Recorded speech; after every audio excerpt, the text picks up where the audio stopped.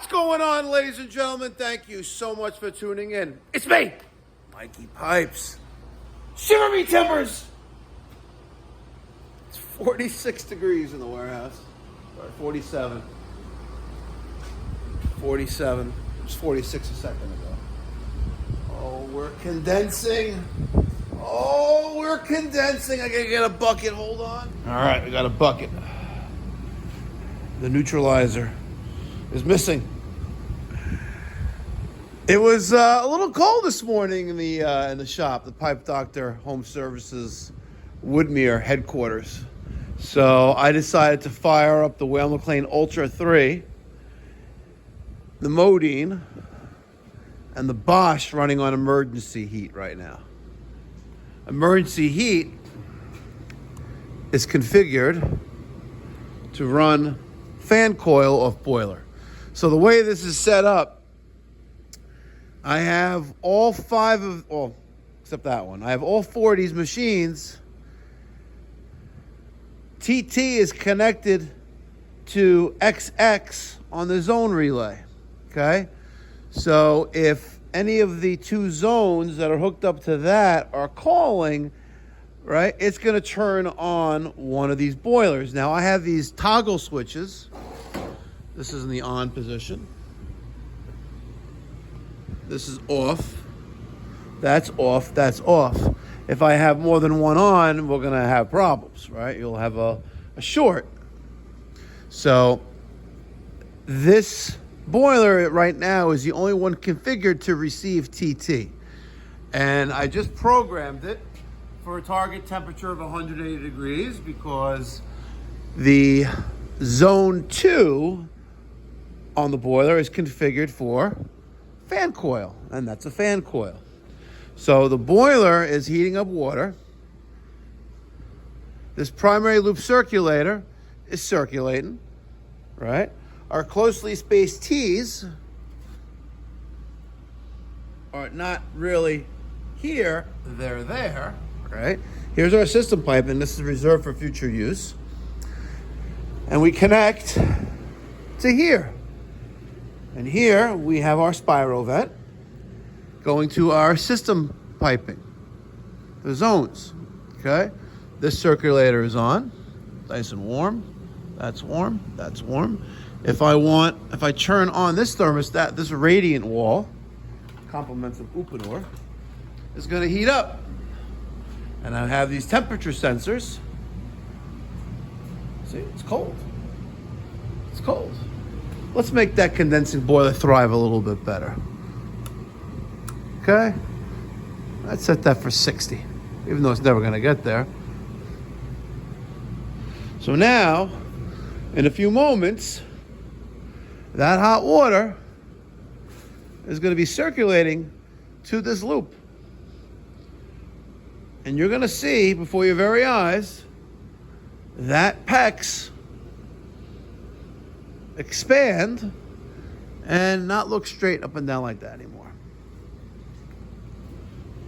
This was a lot of fun when we did this. It really was.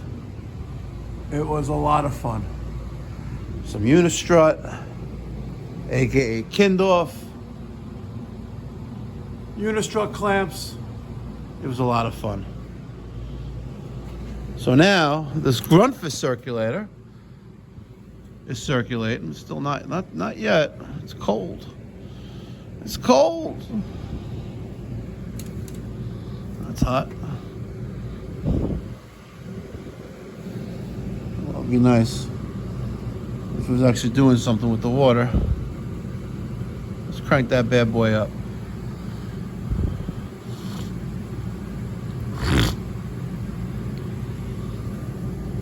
Did my circulator die? I hope not, man. Not moving any water. Go figure. Damn original alpha. Let's put that back there. Increasing in wattage. Now we're at almost 40 watts. I hear it running. Oh, there we go. Woo! Okay. 1 gallon a minute finally, you see? auto adapt. These are all salvage circulators from systems. So, if we look at our radiant wall, we're gonna start to see, ooh, Spiralman got some air out of there. There we go, look at that, right before your eyes. See that, folks? Now watch. I'm gonna stand back a little bit more ways so you can actually see how freaky it becomes. Look.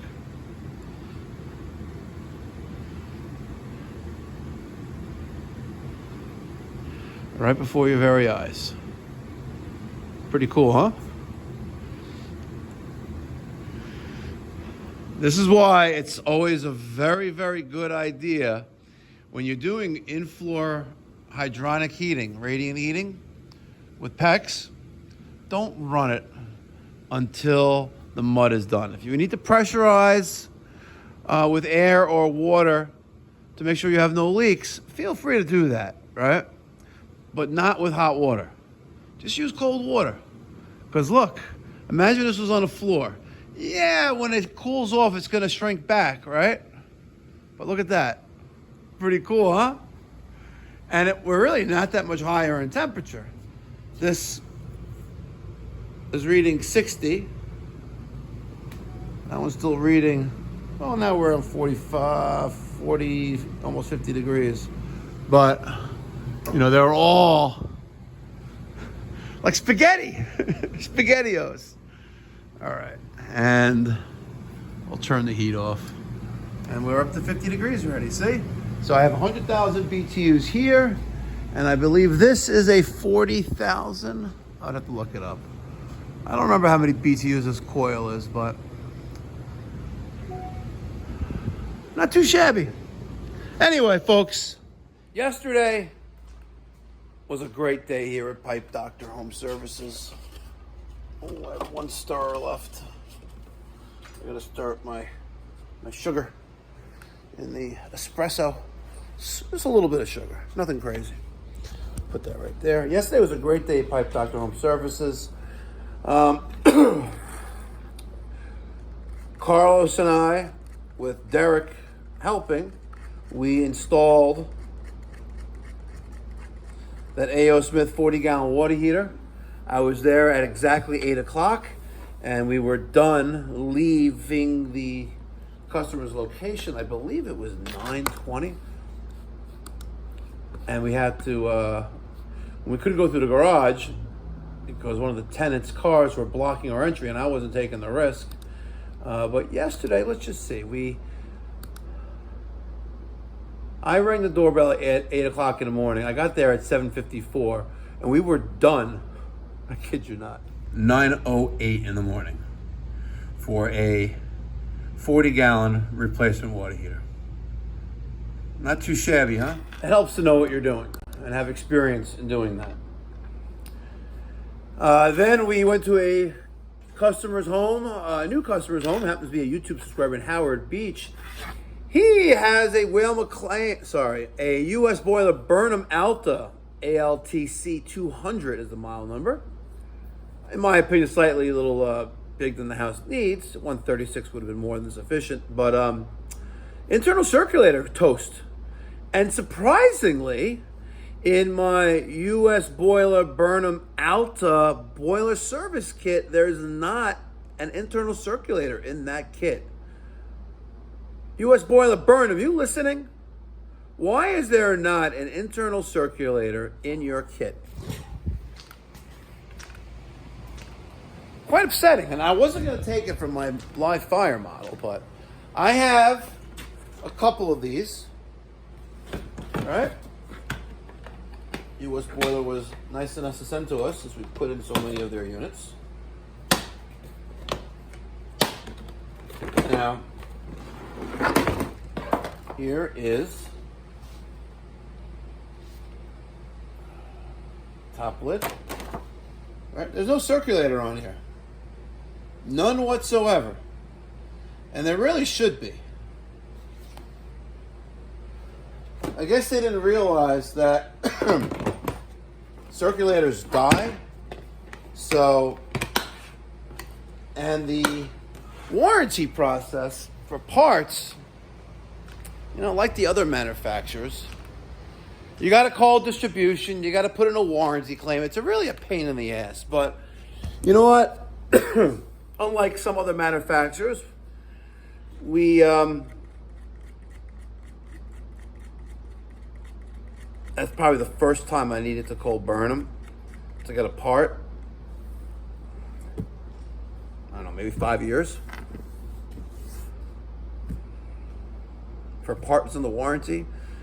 Unit was manufactured in March of 2025. Just saying.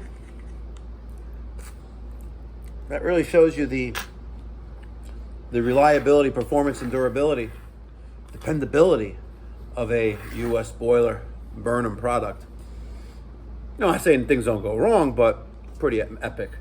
So I sent the homeowner on a mission, on a wild goose chase to get one, because AF Supply had one, but I'm not wasting hours of labor driving, and whatever. So I told the homeowner, listen, the easiest way to get this done is go buy the part. All right, it's 200 something bucks. Go buy the part, and we'll put it in for you. When you think about the amount of travel time and the resources that's going to be required to have a person dedicated and going to do that, it's cheaper to just go buy the part, which is what the homeowner did. And today, hopefully, we'll be putting that in after I help them set up with the ACIQ 97% efficient flagship furnace. Can't wait. I think it's going to be awesome. But all in all, it was a great day yesterday. Daniel did 4 service calls. Derek and I did 3, and Carlos did 2. One of them being the water heater. And then today we have just 2 jobs in the schedule. We have the install, and Carlos is finishing up a project of repiping some cast iron waste piping for a client, an existing residential client, existing mixed-use client. So, but most importantly, yesterday as a company, we signed up 2 new maintenance agreement clients. And I cannot stress this enough, that is my thing really dead? My battery's dead in my mouse. I cannot stress this enough. If you're a home-based service business, an electrician, plumber, HVAC, mechanical trades, if you are not engaging your clients to call you first and bring in that recurring revenue, passive income, more recurring revenue. It's not really that passive, because you have to sometimes, you need to set up a maintenance agreement plan that you can offer to your clients. If my mouse wasn't dead, I would show you and talk about that. But we have a couple hundred maintenance agreement clients here. My goal is 2,000. And hopefully I will achieve that 2,000 goal by the time I'm getting ready to retire and pass the baton off to a key employee and private equity. Or, either or, and or. So that's the goal, because with 2,000 maintenance agreement clients, do the math. $35 a month each, times that by 2,000. That's your monthly recurring revenue. Times that by 12. That is your annual recurring revenue. And it adds up quickly. And when you have that kind of income coming in, right? Not only is that, increasing your company's value, it's also increasing your company's presence and dominance and branding. And you will be in a position where you will be passing that baton on to a key player, hopefully a long-term dedicated member of your team, and or mixture of private equity that's going to offer you a substantial amount of money for that value. So today's going to be a great day. It's Wednesday, hump day. December 3rd. I think we got warm, folks. Well, we're 56 degrees. I set that for 55 degrees. So now it's 55 degrees and here, feels warm. Amazing. I gotta take my hoodie off. Anyway, guys, thank you for letting me rant and rave this morning. Hope you enjoyed this with your morning coffee. Make sure you subscribe. Thank you. Catch you in the next one. Be well. God bless. Stay safe.